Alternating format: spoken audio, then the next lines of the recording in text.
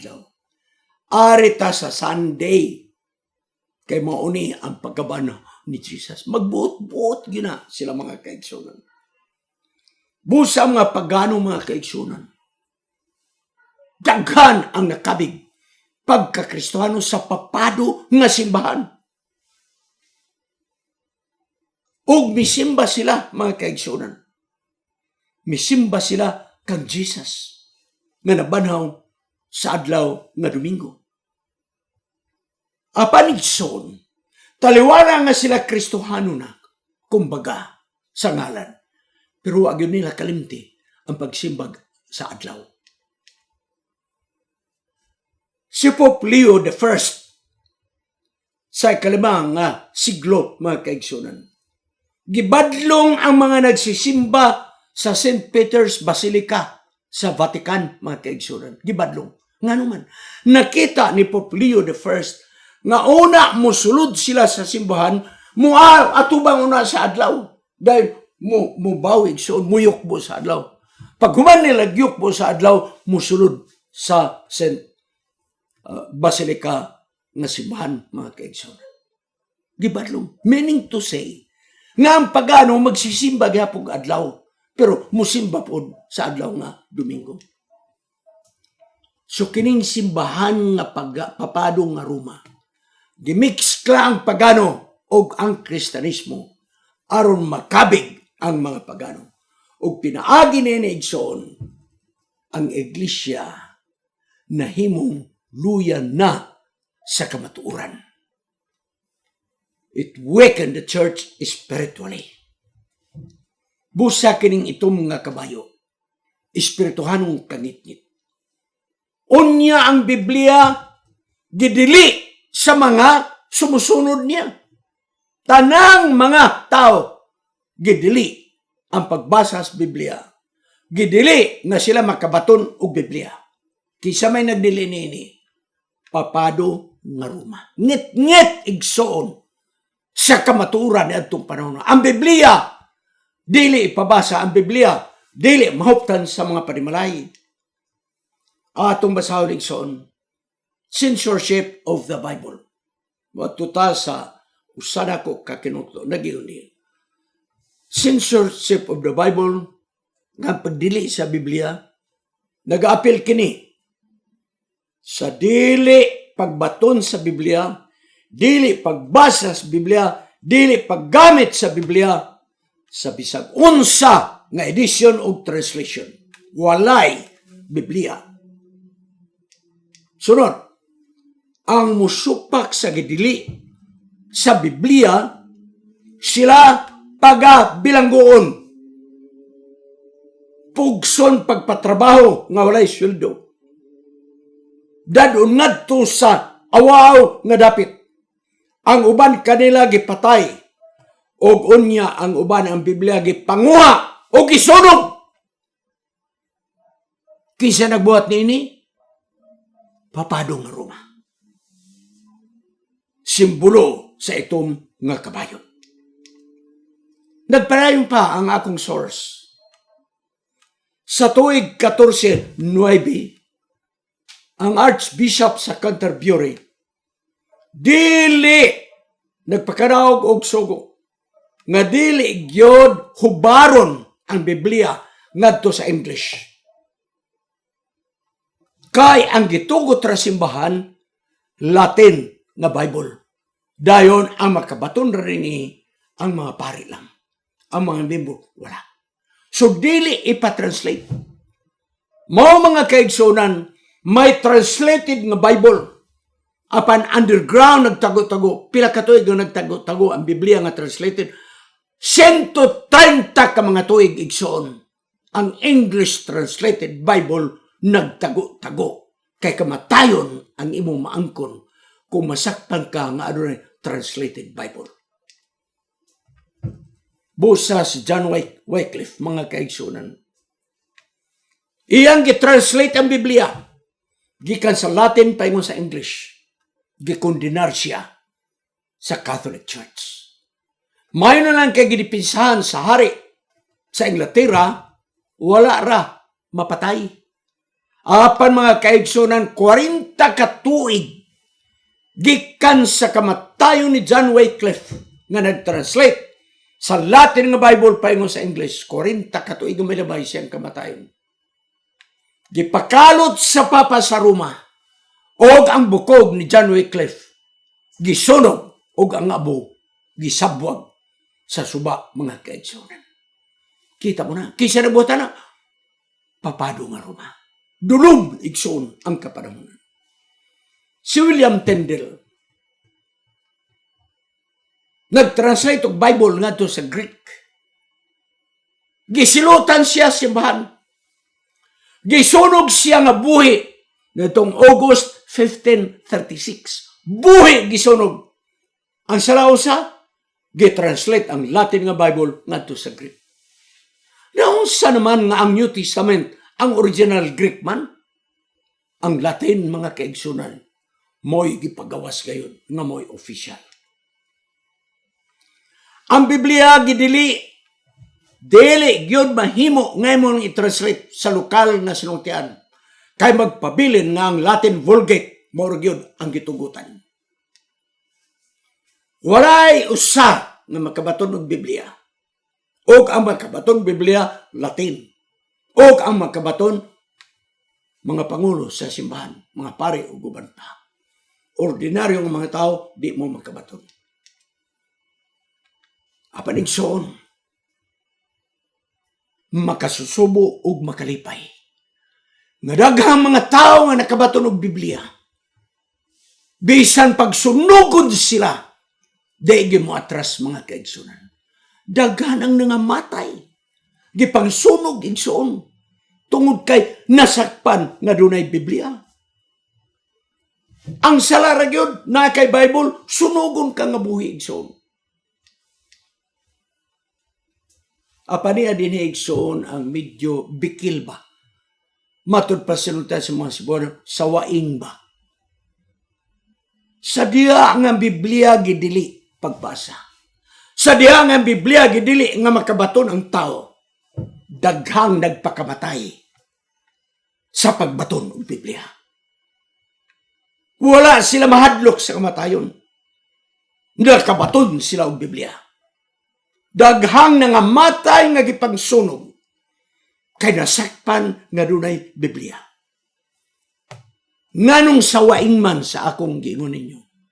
Tungod kay karon ang Biblia wala nagidili. Mapalit na sa nakalilain ng mga dapit. Christian bookstore o guban pa, nagbaligya ng Biblia. Bisag unsang orasa, makapalit kag Biblia. Manghatag pagyuta o Biblia. Inay nga ipanghatag ng Biblia. Inay nga naana ang Biblia, mapalit na. Ang tao, di na hinuon mubasa. This is irony. Mao ni ang sawaing mga kaigsunan. Sa gidili ang Biblia, magpakamatay ang tao. Sa gitugot ang Biblia, ang mga tao na ngamatay, way basa-basa ang Biblia. Is that not irony, mga kaigsunan? Ang sawaing diha mga kaigsunan, kay sa gidili ang Biblia, andam nga magpakamatay ang tao. Basta lang makabaton og Biblia.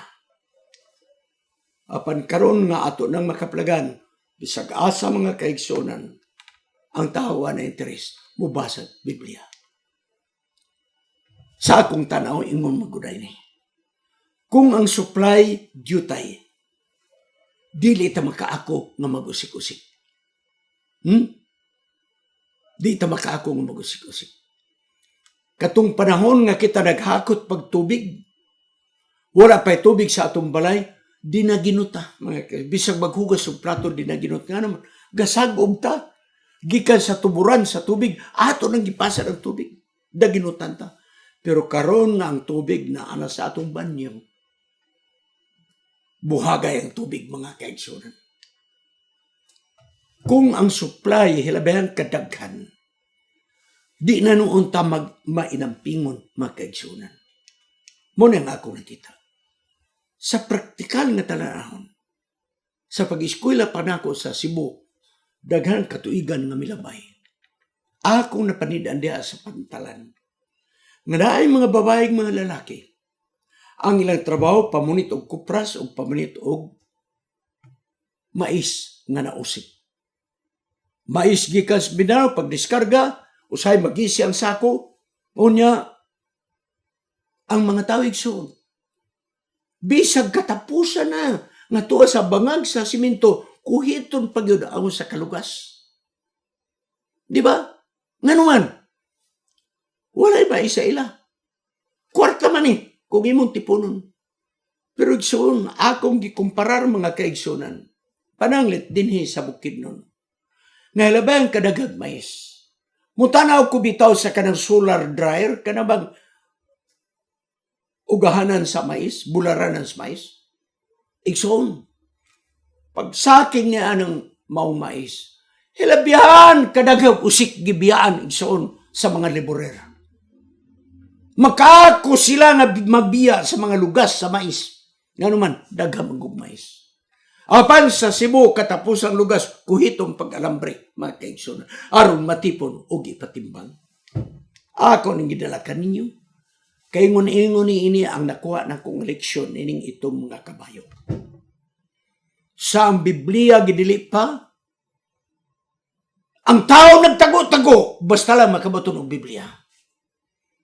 Sa diha nga dunay silot sa makabaton og Biblia, ang tao willing nga mamatay, basta lang dunay Biblia. Karon igsoon ang Biblia, mura nagtuyo, mura nag-asin, mura nagbitsin, mapalit na nimo. Makaadto ka sa bookstore, na ay Biblia. Mga simbahan, manghatag Biblia. Bisa lang atong iglesia, manghatag Biblia. Pero mga tao, wa na interest mubasa ang Biblia. This is the irony. Mao na ang leksyon nga akong nakuha nining itom nga kabayo. Sa giperwisyo pa ang mga tumutuo, ang matao magpakamatay, basta lang magkabaton ng Biblia, makabasa. Karon nga ni anatas kagawasan, willing na ang tao mabuhi nga walay Biblia. Niya ay nagsunod-sunod nga mga kinutlo nga akong nakuha. God's Word is food for the soul. Ang pulong sa Diyos, pagkaon alang sa kalang. Sunod. Ang maayo nga pagkaon, mao pagkaon sa pulong sa Diyos. Kay kini makapalig-on. Kay kini makapalig-on sa atong lawas. Magkaparepair sa mga nadaot nato sa atong lawas. Magpreserbar sa maayo natong panglawas.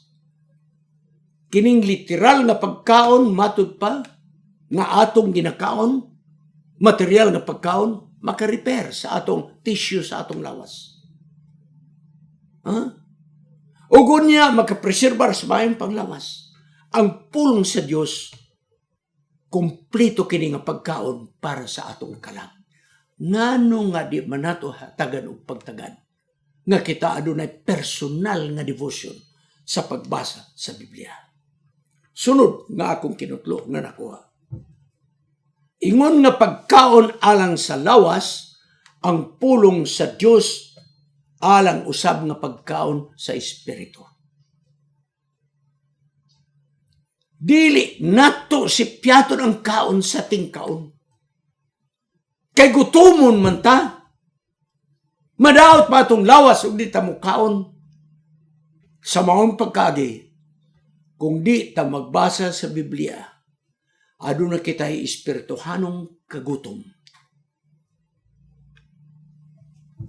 Busa karon nga takna, adunay dakong pangutana. Gipakaon ba nimo ang imong kalag? Gipakaon ba nimo ang espiritu ng bahin sa imong lawas? Akong tapuson. Nining akong mubuo nga kasinatian.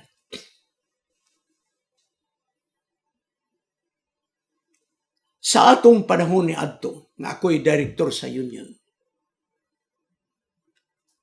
ang division tuwa sa Singapore. Maghinam-hinam gyud mi nga mga directors nga naay meeting sa Singapore. wa gud mi makagawas sa ubang nasod. Pertigyo na mong kalipay magkadtog Singapore. So kami nga mga Pilipino, pagkahapon na human sa meeting, laag na yun mi ngadto sa katong dapit nga daghang mga pagkaon. Laag mi. Pag-abot na mo dito sa mga prutasan, kaming Pilipino, managrupo.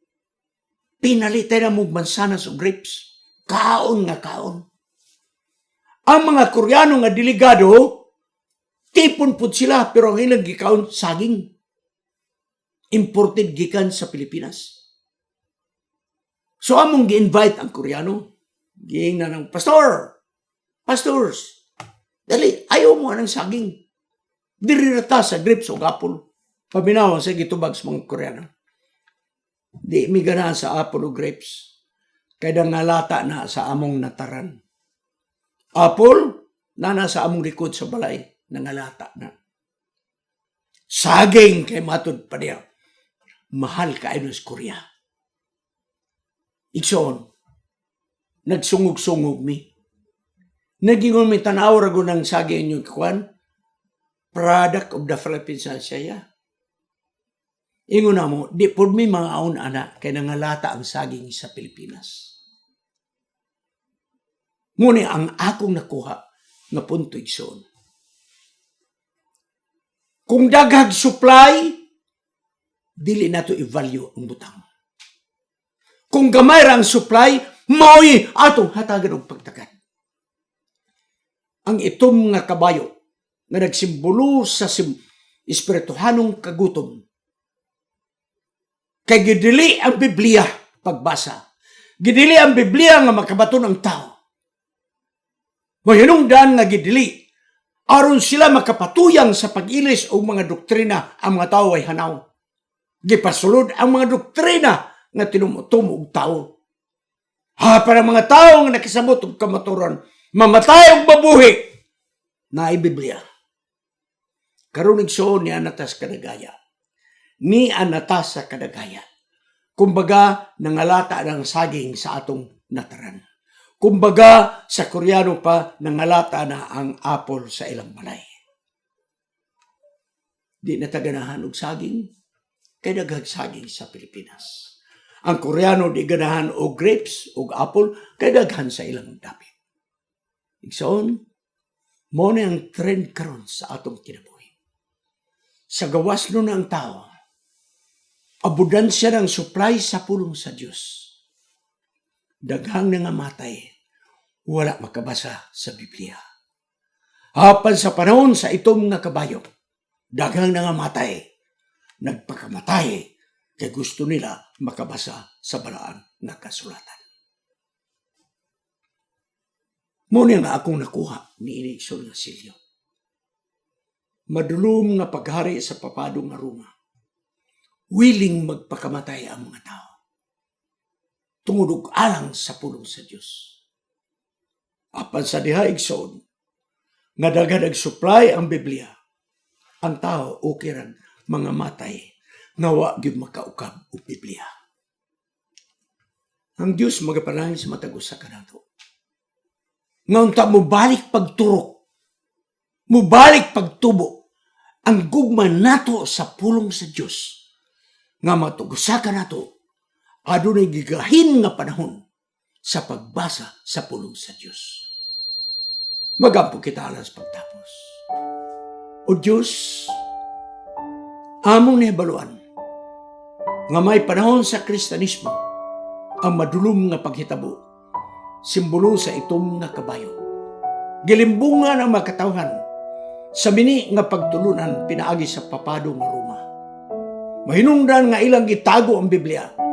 Gidili ang Biblia sa ilang panahon.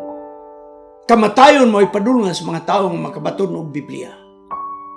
Apan ang mga tao ni adtong panahon o Diyos, willing nga mamatay tungod og alang sa pulong sa Diyos. Makasusubo karong nga panahon na. Nga ang pulong sa Diyos abundansya, makaplagan, makapalit, makadawat kung may ipanghatag. Apan ang tao nakulangan sa interes sa pagbasa sa pulong sa Diyos. O balang Espiritu, magkigsulti ikaw sa matag usa ka namo. Nga moturok pagbalik ang among gugma sa pagbasa sa pulong sa Dios. Nga dili kami gutmon sa iyang mga pulong, kay kami sa kanunay nagabasa sa pulong sa Dios. Kining tanan among pagadawaton sa ngalan ni Jesus Manluluwas. Amen.